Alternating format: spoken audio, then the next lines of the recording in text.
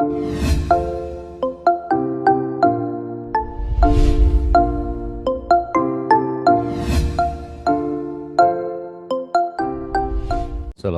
warahmatullahi wabarakatuh.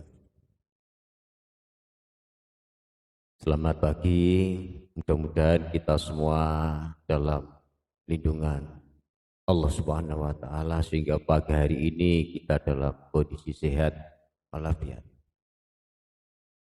Anak-anak sekalian, selamat jumpa kembali, selamat bertemu, yang mana kalian semua siswa baru mengenal namanya seni budaya, karena saya Bapak Samsul Hadi, materi yang saya pegang adalah materi seni budaya. Maka untuk itu banyak yang anak-anak harus persiapkan, utamanya adalah peralatan di dalam pelajaran seni budaya. Di antaranya adalah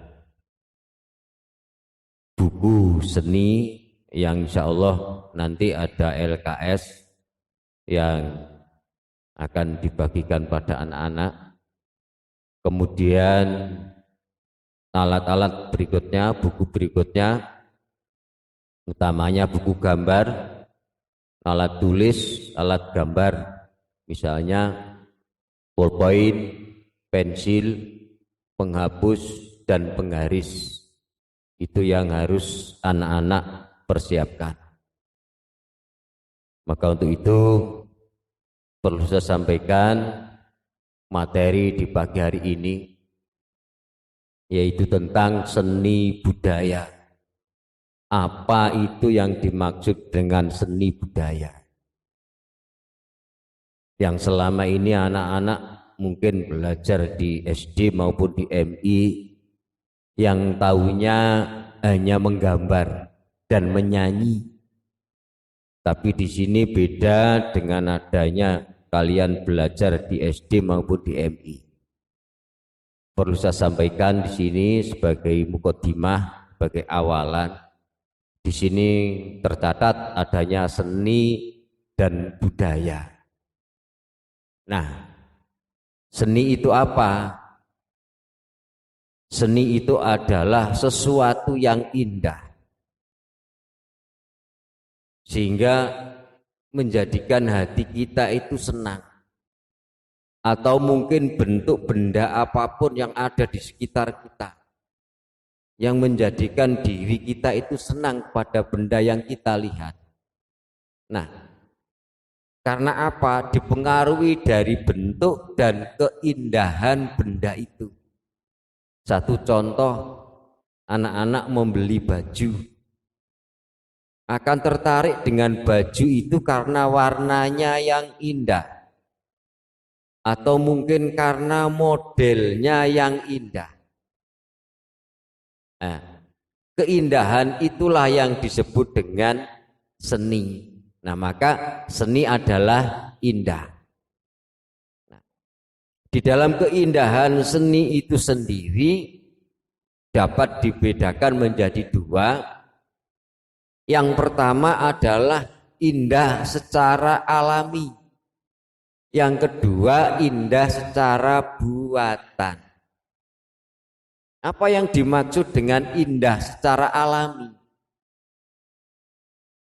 Kita pernah berkunjung satu tempat, satu misal kita pergi ke gunung, melihat keindahan di bukit, melihat keindahan di pegunungan, hati kita merasa senang, merasa damai. Nah, yang tanpa dibuat oleh manusia. Kita pergi ke pantai, melihat gelombang, melihat ombak, melihat bentuk pantai, sehingga menjadikan hati kita itu senang. Ya, itulah yang disebut dengan indah secara alami. Jadi tanpa dibuat oleh manusia. Yang kedua, indah buatan. Indah buatan adalah apa saja yang dihasilkan oleh karya manusia, karya sebuah perusahaan yang diperlihatkan, yang dipertunjukkan kepada kita semua, kita menjadi tertarik. Satu contoh, kita melihat motor yang baru, hati kita senang. Melihat mobil yang baru, hati kita senang. Melihat rumah baru, hati kita senang. Nah, inilah yang disebut dengan indah buatan. Indah secara buatan karena dibikin oleh manusia. Ada lagi, di depan rumah mewah, di situ dibentuk sebuah taman yang dikemas sedemikian rupa, menjadikan satu bentuk yang indah, meniru alam yang ada. Nah, hatinya menjadi senang.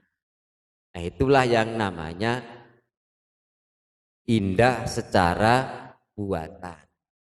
Jadi di mana ada sebuah perusahaan atau mungkin hasil karya manusia yang menghasilkan suatu hasil karya yang menjadikan ketertarikan kepada orang lain, ingin memiliki karena merasa senang. Nah, itulah yang namanya indah secara buatan. Nah, inilah yang disebut seni. Jadi seni itu indah, keindahan secara alami maupun secara buatan. Yang kedua, budaya.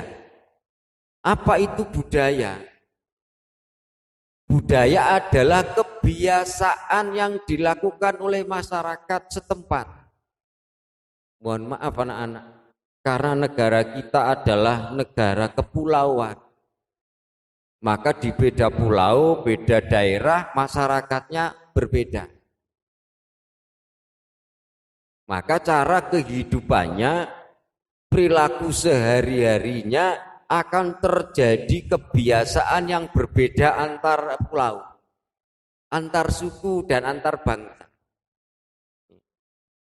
Maka kalau katakanlah kita ada di Pulau Jawa, Jawa Timur, di sebelah timur Jawa Timur, Surabaya sana ada pulau kecil namanya Madura. Ini akan beda budayanya, kebiasaan orang Madura. Apalagi di Kalimantan, di Sumatera, Sulawesi dan lain sebagainya. Maka budayanya akan beda dengan budaya yang ada di Pulau Jawa. Itulah budaya. Budaya adalah dipengaruhi dari masyarakat setempat. Jadi inilah budaya. Nah, budaya ini akan tidak menetap. Budaya itu akan selalu berubah. Budaya itu akan selalu berubah. Kenapa? Budaya itu akan selalu berubah.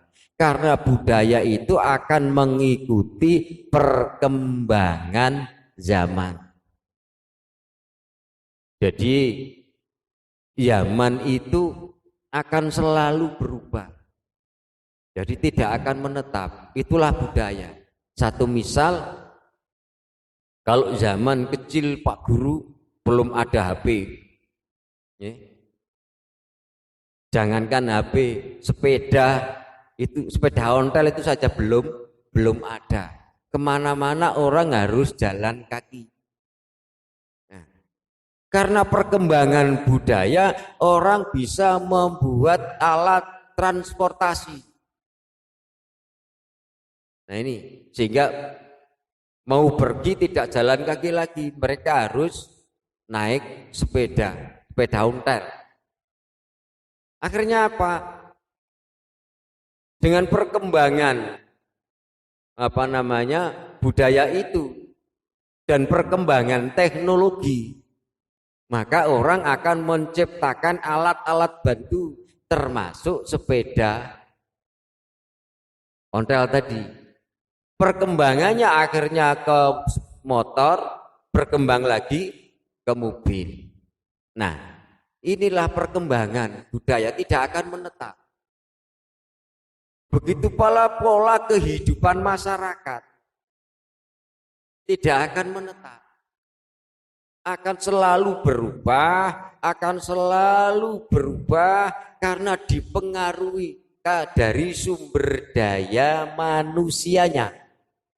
Pengalamannya mungkin, atau mungkin karena dipengaruhi karena mereka sering bepergian ke kota sehingga dibawa pulang ke kampung, pengalamannya dibawa ke kampung. Inilah perkembangan karena pergaulan, karena sumber daya manusianya.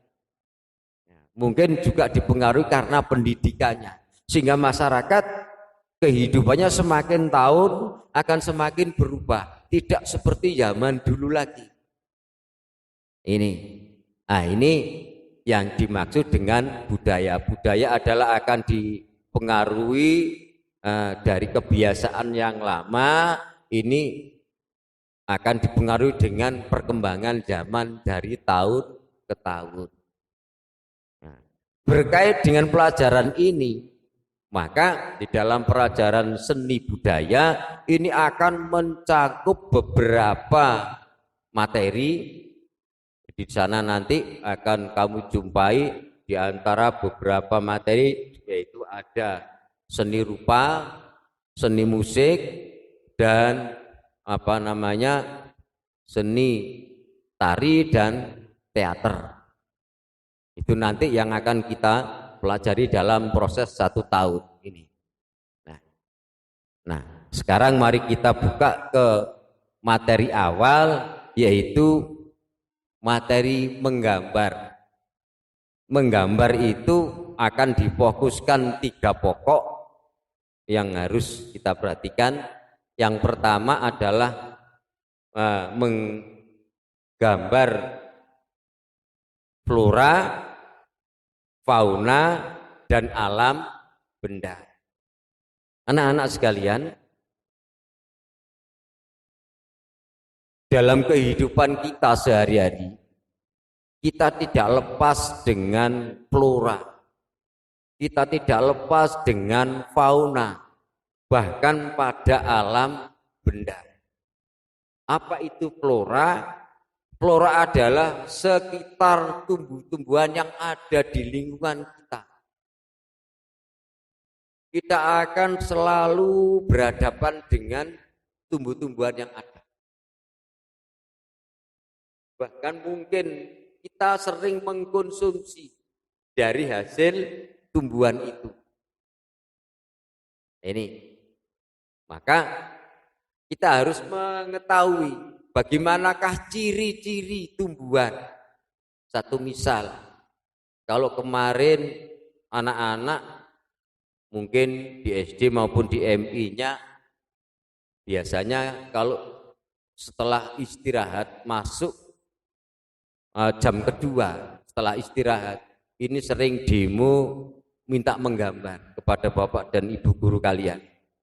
Kalau sudah direspon, ya menggambar, kamu sudah sorak-sorak rame senang. Akhirnya menggambarnya tidak terkontrol. Menggambarnya katanya menggambar pohon kelapa, tapi bentuknya menggambarnya tidak terkontrol. Menggambarnya katanya menggambar pohon kelapa, tapi bentuknya tidak seperti pohon kelapa, asal-asalan begitu saja. Nah, seperti itu. Sehingga Pak Guru dan Bu Guru setelah ingin menilai hasil karyamu, Pak Guru masih bertanya, Bu Guru masih bertanya, ini gambar apa anak-anak? Ini pohon kelapa, Bu, tetapi tidak sesuai dengan gambarnya atau dengan bentuk aslinya. Maka yang saya tekankan di sini, kalian gambar tumbuhan itu harus tahu ciri-ciri yang pas dengan tumbuhan itu. Misalnya bentuk buahnya, bentuk pohonnya, daunnya, dan lain sebagainya. Sehingga jangan-jangan pohonnya seperti pohon kelapa tapi buahnya pisang. Nah, begitu. Makanya harus kita tahu ciri khas, ya, karakter daripada tumbuhan itu. Yang kedua, hewan, fauna. Hewan pun demikian. Di lingkungan kita mungkin anak-anak juga punya hewan piaraan, misalnya sapi, ayam, kambing, kucing dan lain sebagainya, kelinci. Nah, kalau kalian ingin mengekspresikan dari bentuk ternak kalian, hewan piaraan kalian menggambarnya harus sesuai. Katanya gambarnya kambing, ya toh? Tapi kepalanya kok seperti unta. Katanya gambarnya sapi, tapi kok mulutnya seperti kambing. Nah, ini kan tidak sesuai. Maka harus kita ketahui, kita pahami karakter dari kambing sapi kita, karakter dari hewan-hewan piaraan yang kita, apalagi hewan-hewan liar. Maka harus tahu karakternya, sehingga menggambarnya harus minimal mendekati persis lah, sehingga bapak dan ibu guru memberikan penilaian ini bisa disesuaikan dengan bentuk aslinya. Ini mirip aslinya berapa persen, yang salah berapa persen, sehingga bapak dan ibu guru bisa menilai hasil karya anak-anak semuanya. Nah, inilah flora dan fauna. Dengan itu satu misal meja, kursi, batu, almari, atau mungkin almari es dan lain sebagainya. Ini alam benda namanya. Jadi artinya alam benda ini alam benda-benda mati, yang benda yang tidak hidup. Nah, oleh sebab itu, bagaimanakah gambar meja yang benar itu? Gambar kursi yang benar itu bagaimana? Almari yang benar itu seperti apa? Nah, inilah alam benda. Nah, biasanya ini bisa bergabung antara flora, fauna, dan alam benda. Satu misal, kalau kalian menggambar pemandangan alam, maka di sana ada tumbuh-tumbuhan, ada hewan, dan mungkin ada batu, bahkan ada sungai yang mengalir. Nah, ini bergabung antara tiga unsur tersebut. Nah, inilah yang disebut dengan gambar alam atau menggambar flora, fauna, dan alam, sehingga kalau digabung menjadi gambar campuran. Nah, ini anak-anak mungkin sekelumit yang bisa sampaikan, dan tolong anak-anak, akan saya berikan tugas. Tugas saya ada dua pilihan. Yang pertama adalah gambar tumbuhan. Tolong menggambarlah tumbuhan apa saja yang kamu pilih, yang kamu anggap itu lebih mudah. Satu misal pohon pisang boleh. Atau mungkin kalian gemar dengan hewan piaraanmu. Misalnya ada kucing, ada ayam, dan lain sebagainya. Nah, silahkan untuk menggambar hewan yang kamu senangi. Tapi dengan syarat jangan gambar cacing ya. Biasanya saya milih yang mudah saja, gambar cacing. Ini jangan ya. Gambarlah tumbuhan atau mungkin hewan yang mungkin kalian senangi. Kami kira itu sementara yang dapat saya sampaikan. Untuk kurang lebihnya saya mohon maaf, dan saya kira assalamualaikum warahmatullahi wabarakatuh.